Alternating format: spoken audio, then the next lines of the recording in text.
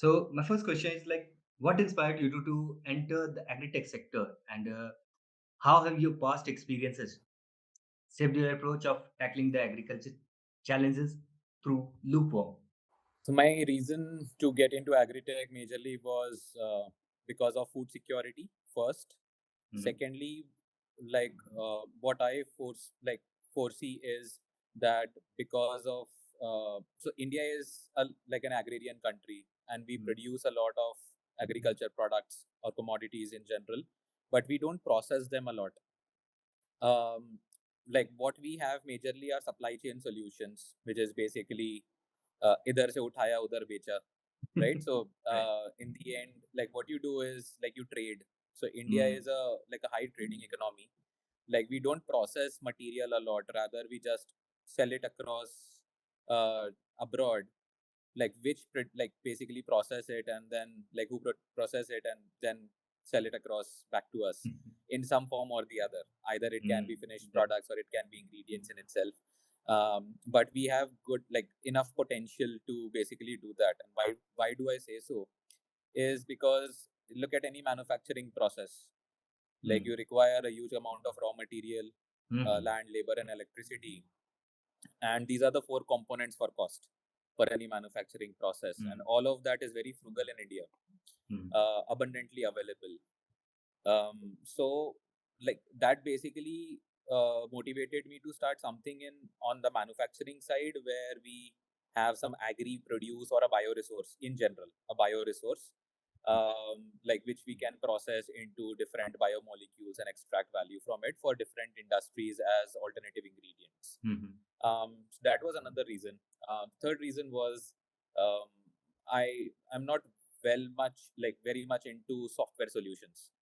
I feel that those are convenience solutions. Mm. Like so, it basically makes our lives easier, right? Make us more lazy, right? And those are all important. I use them all the time, but I am not one of those who can build Definitely. it. So I was like, yes, I can build something tangible, build products out of it, serve the society in general, like by producing more ingredients. Mm. And that was my calling for agri-tech. Um, at Loopworm, uh, we solve two problems. First is the organic waste or organic reject management issue. India has almost 50% of food waste or organic waste, and the insects that we produce or farm are majorly consuming these Mm. wastes, Mm. or a part of the waste in itself. So basically, we process farmed insects. Now, why farmed insects? Because we don't want to disrupt the nature. We don't want to take away anything from nature. We don't want to disturb the entire like life cycle or the different trophic levels. And that is why farmed insects. Um, and they are rich in proteins, fats, biomolecules. So you can basically extract high quality proteins, fats, and different types of biomolecules from them, Mm. and use it in different types of industries, where we are primarily targeting animal feed industry, because there's a major problem where it comes to arable land availability, potable water, and also the wild flora and fauna in general. Mm. Yes, Right. So, like if you are taking from nature, like there is a limited availability. Why, like we might as well use it for humans and feed our animals something else, and that's where yes. the insects being comes into the picture. All that depends upon the sustainability as well. So, like from Yeah. your True. True. perspective, yeah, for your perspective, if I ask about your perspective, what are the most significant trends currently shaping the agri-tech industry globally? Okay, and how might they influence the agriculture practices in India? So globally depends on what type of country you are talking about. If we categorize it into developed, developing, and underdeveloped nations, Mm. so developed economies are thriving for productivity, yield, reduction of labor. So Mm. manual intervention is getting reduced because it's very expensive for them. Land is expensive for them, electricity is expensive, labor is expensive. So they are trying to optimize everything, right? So that machines can do most of their work. Hmm. One. Secondly, they do precision agriculture, so they can get more from less. Um, so all of these practices are coming up, and that is where, and since the consumers are also willing to pay more, so there is a consumer driven economy in most of the developed countries where people are willing to pay more. If you're adopting sustainable practices, people are willing to pay more. Sustainable Hmm. packaging, people are willing to pay more, right? But that is not the case with developing or underdeveloped countries per se. So, developed economies, I would say, entirely productivity driven, yield driven, um, and from all aspects holistically. So that is one. They are also trying to reduce their import dependencies. So a lot Hmm. of developed economies don't have hefty agriculture systems in general. So they are trying to reduce their import dependencies as well by adopting technologies like hydroponics or indoors farming or soil-less cultivation, so that they can reduce, like, so say consider the Arabian, like the Arab countries, right? So they don't have a lot of arable land with them. So what Hmm. they're trying to, and not a lot of potable water as well in certain parts. So they're trying to adopt something which like doesn't utilize soil, and like can be done indoors in a climatic controlled conditions. Doesn't utilize a lot of water as well. Hmm. Even if it requires water, it gets like recycled again and again in the system. And so that is where a lot of different aquaculture systems, crop agriculture systems are coming up. Hmm. If you look at developing countries like India, Hmm. so developing countries like India have a two-pronged thing. So they are in the middle of developed and underdeveloped. So we are also trying to improve yield and productivity, but the people involved in agriculture activities are like not that educated. They are still very cost sensitive. So it's about, like, by spending 90 rupees, you are able to make 100 rupees. Would you be willing to spend 900 to make 1000? Is basically a problem here in countries like Definitely. India, It's a because mentality thing. the people here want to spend 900 first to get 1000 later, though the proportionality is more or less the same. Hmm. And that is where, like, we have certain farmer centric approaches, which is like developing low cost solutions. Even if we are developing machinery, we are not trying to make expensive machinery. We are just trying to handhold the farmer, right? So it can be like, so a handheld tiller was like is now converted into a tiller with a wheel, Hmm. right now. Right. So it's not an like a mechanized tractor Hmm. with tilling system, right? So like we are basically in between. Definitely.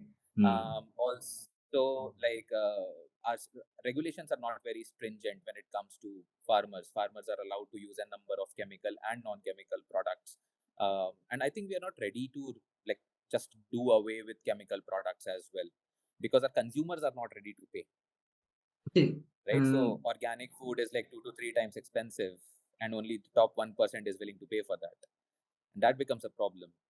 Hmm. So that is another thing. Underdeveloped countries, they are still like trying to figure out the ways of farming in certain pockets. They're trying to utilize their natural resources Hmm. well. So Africa, say for example, they have a huge treasure trove of natural resources, which is still underutilized. So that is They are lack of somewhere like the technologies, general like trend. they are lacking of technologies. So technology comes with money. Hmm.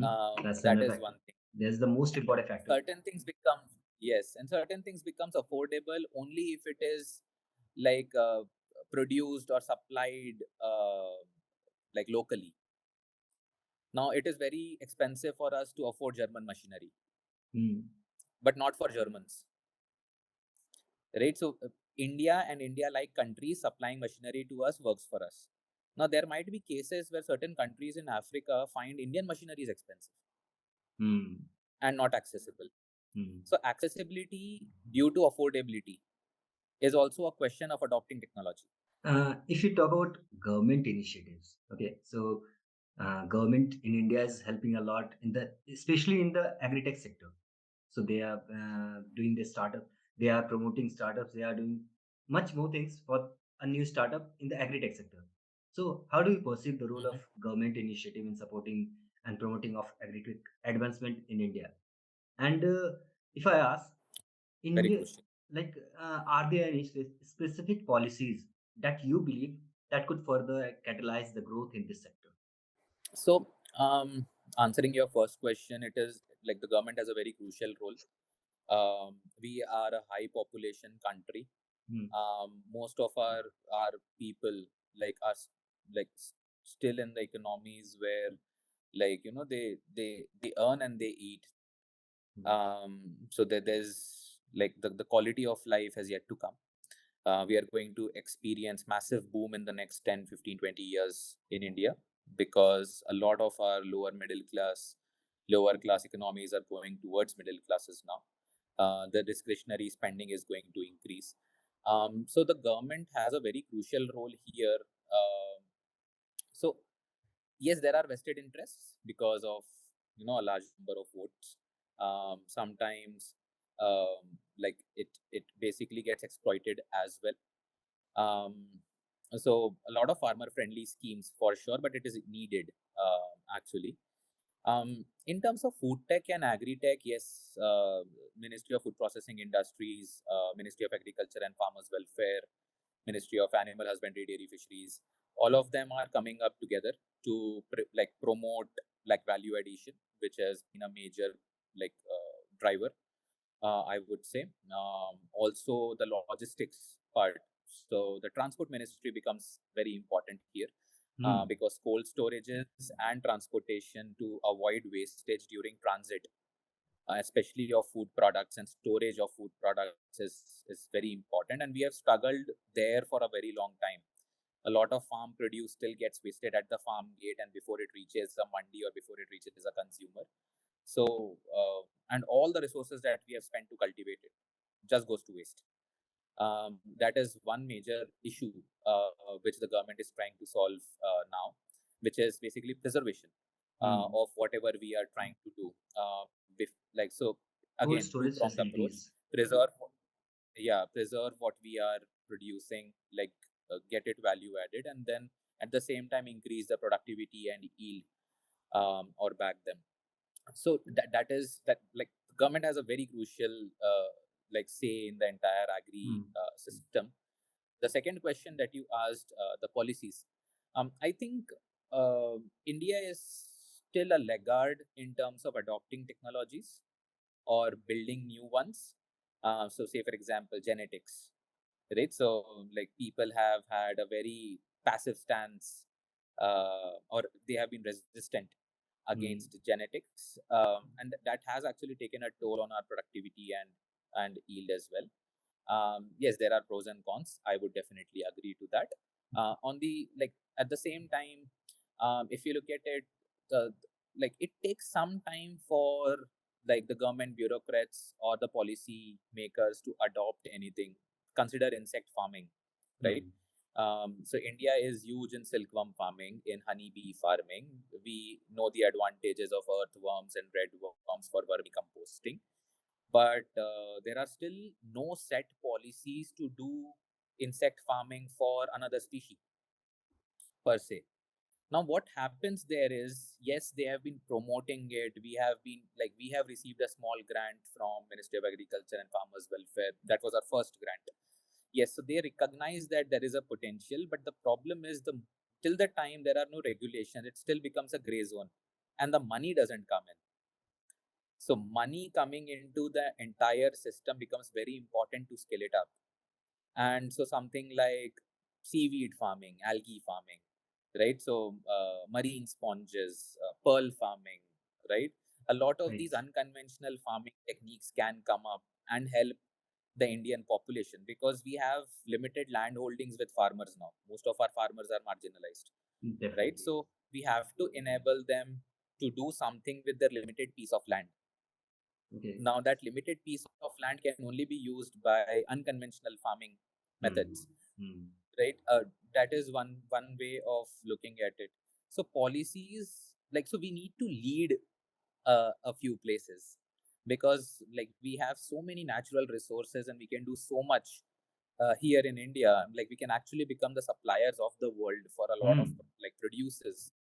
But like since the policies are not kicking in, the money is not coming in, the technologies are staying on paper So, in so patents. do you think that the governance is still lacking somewhere to I manage won't all call it things? lacking.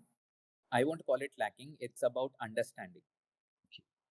So people who understand genetics can say the pros and cons of it, and should Hmm. say the pros and cons of it, rather than random people commenting without any scientific knowledge. At the same time, people who understand, high tech precision agriculture and farming Hmm. techniques need to come into the system, right? So Definitely. like people with generic information, um, and mostly it's about agricultural statistics, don't understand technology. Hmm. And if you don't understand technology, you cannot back it or regulate it. Hmm. Definitely. So, and then what happens is like it takes almost 10 years for us after the world has developed something to start something in India. And Definitely. that is something that the government can look into, So, but no complaints like they are looking into it. yes. So, sustainability, as we talked about, is a key focus in modern agriculture. Okay. So, how can this sector, this agri-tech sector, contribute to sustainable farming practices? And what are the challenges need to overcome with the widespread of adoption of eco-friendly technologies in the field of sustainability? If we talk about that. So sustainability is actually a double-edged sword. So a lot of time sustainable practices can lead to increased costs Hmm. or decreased productivity. Yes, it will improve the quality of the produce, but are are we as consumers willing to pay 2.5 times more for the organic tomatoes that we are getting? That becomes a major problem. So it has to be a consumer driven thing where we as consumers value sustainable products, and then only sustainability can kick into the primary levels. If we are not willing to pay more, if we are not willing to absorb that, you know uh, like uh, and like appreciate the quality, right? Otherwise it becomes very difficult for Hmm. somebody to Hmm. adopt sustainable practices. Like it is become like a chicken egg problem, where we are like, हाँ sustainable produce सस्ते होंगे तब हम खरीदेंगे, and the others are like sustainable produce जब महंगे होंगे तब हम बनाएंगे, So, right? So they cannot that match is, at that moment. Yes. it has to be consumer driven, Hmm. right? So and I always compare this with the IITN system, a very vague analogy, right? So 90% IITians, they go into software jobs. Hmm. Now 90% IITians, they don't do computer science, right? Only 8% of IITians do computer science, Yes. right? But 90% jobs are Right. in IT. Why? Because there was a like a higher salary and better life package, right? That was given by most of the companies across the Hmm. world, and that is why people are like, I want a better life, right? I want to earn more, earn early, right? So The that mentality. is Yes. where like, yeah, so that is where, so it become like the money started coming in, and that is why people wanted to get in. The moment Yes. money starts Definitely. getting into sustainability, people will get in. Hmm. So this was the real factor that you have just mentioned over here. So, in the field of education and awareness, how can we, as a person, okay, so how can we enhance education and awareness among the farmers about the benefits of applications of agri-tech? That if you, as a startup, if you find something good thing or a new technology, if you invent a new technology for the farmers to um, decrease waste materials or decrease, like, make a sustainable movement. So how do you educate? How can we enhance the education and among farmers? So there are multi-pronged approaches for that. Every village, if you look at it, has an early adopter farmer. All the other farmers look up to them. Hmm. So, and mostly either they are risk takers or they are educated or they are both. So like there are always such people, because farmer listens to another farmer, and so a farmer cannot be entirely targeted by a scientific approach. We need to understand the mindset first. Now, for a farmer, it is more important to grow bigger and more tomatoes rather than more red tomatoes. As a consumer, we might require more red tomatoes, but that mm, is not what the farmer mindset is. The farmer mindset is, can I get more yield? Can I get more productivity? Can I get less losses? Right? And that has to right. be addressed first. Now, obviously, if a farmer is doing a contract farming for some company, then the entire ball game changes because the company controls the quality. So you need to convince the company. Then the farmer has limited say, because if the company is like, no, you have to spray this on top of your crops from tomorrow, then the farmer would do that, because the farmer is not the decision maker there. But Mm, when the farmer is a decision maker, it's important to consider what their thought process is, which is not quality centric, which is rather quantity centric. mm, That is one thing. Secondly, um like what we have seen is, people do study a lot of agriculture engineering, or like a lot of the people are there into veterinary sciences, BSc, MSc agriculture, right? So a lot of people do that, and there are colleges all across India. We have dedicated IARI, ICAR colleges for different types of agricultural produce as well, right? So there are specialists in the field who have studied potato, who have studied maize, who have studied rice, mm, sugarcane, mm, right? So there are n number of people who are specialists in the field, but the amount of opportunities, and the opportunities can be either self-created, or it can be through joining somebody, are limited. mm. Yes. And so another problem is people who are developing solutions, like say for example us, right? So ultimately, our product will go into a feed formulation, where an aqua feed, like a shrimp feed or a poultry feed or a pet food, will get developed. Now, it is important to understand what the farmer's mindset ultimately is. Otherwise, the end user, who is farmer in our case, won't use it. And for Mm, the farmer, it's about the cost in India. mm. So, It's cost the of whole the feed mentality. matters more than the productivity of the feed. It's ultimately cost first, productivity later. So Plus, basically, another thing is, I always call this numerator by denominator thing. Okay. So, it's about the productivity that you get per unit cost. mm-hmm, Now, the farmer is not like, so like the same example I'll take, 90 to 100 and 900 to 1000 is basically giving you the same profit percentage. But like the farmer mentality current in most pockets, and I'm not saying that there are like no such farmers who are, early adopters of these technologies or risk takers. But so they are like, give me 1000 by 90. So give me an enhanced productivity, but at the same cost. mm, And that becomes again a chicken egg problem. So somebody has to first take a hit, mm. prove it to them, and not Basically, just lab scale results or research papers. basically, agriculture is deeply rooted in traditional practices. So, what was the thinking at earlier times? The same thinking is happening right now, currently. Yes and no. People are changing, but the change is slow. Yes, you can say that. So, so how can the industry and the farmers adapt to these rapid technological changes that are brought by the agri-tech sectors without compromising the essence of traditional farming that farmers have there in their mind that we have to do a traditional farming. So, how can the industry and the farmers adopt this rapid technological changes? Get a farmer's son to do it. Like they listen to their own community.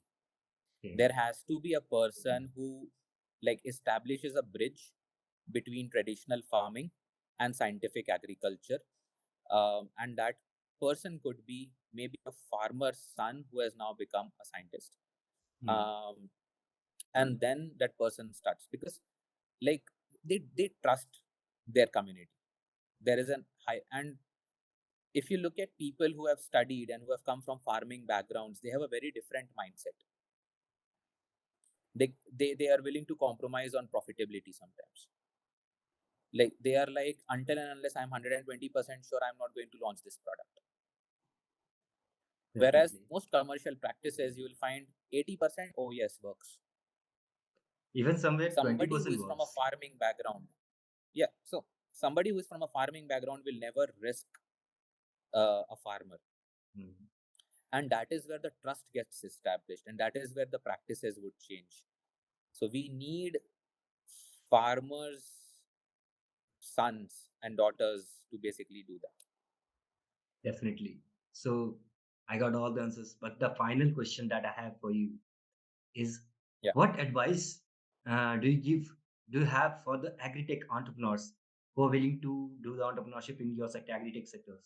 And what lessons have you learned from the Loopworm's journey that you'd like to share to valuable things that you would like to share to others who are who want to pursue for the agri-tech startups?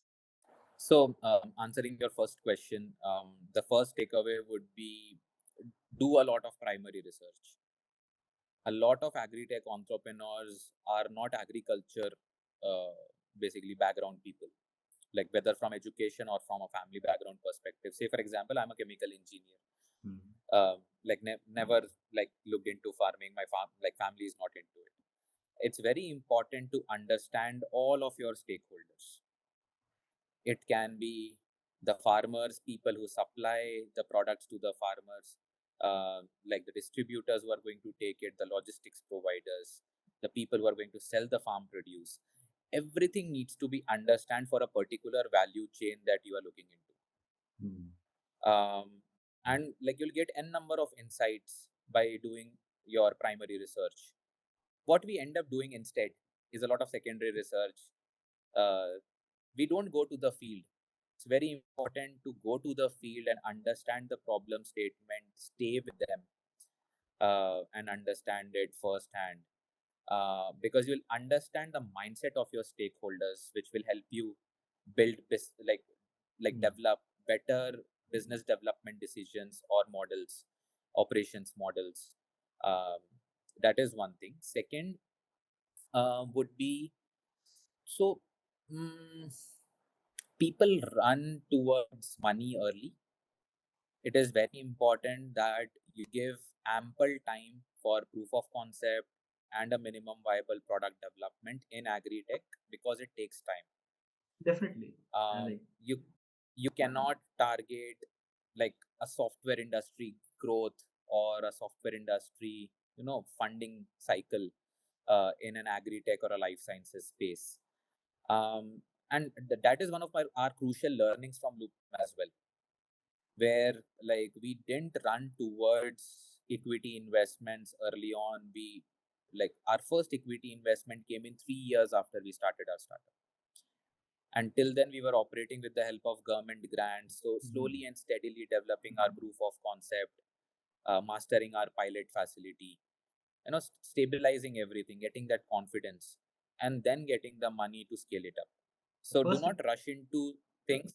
So the most important thing about that for a startup, for any startup, is that you first build your product so strong that the money automatically will get into it in future. So most of Automatically the, never come. I'm not saying like that automatically you have to earn that. You must just Yeah, the prime thing is you have to focus on the product that you have. You have to work on that. And the not second just thing, that. Like okay, this is actually a problem. please um let me know. so yeah, so sometimes what happens is we have awesome product developers, but we don't have like good business makers, if you understand what I am saying. It has to I be a understand. combination. If you can do both, well and good. If you cannot understand the need of a business person, a lot of our products are still in research papers, in patents, Mm. just lying around as pilot studies. A lot of people do it in during their bachelor's, master's, PhD times, but don't take it up. So that is one major issue. Just the product is not going to help, just the business solution is not going to help. A good product or a service with good business development and operational strategy is going to take it up. So it has to be a mix. Definitely. And I got all the answers that I had expected from you. And thank you, Ankit, for sharing your insights with these things. And for not for me as well, my readers and my viewers all will get insights from your views, your learnings. Thank you so much for this.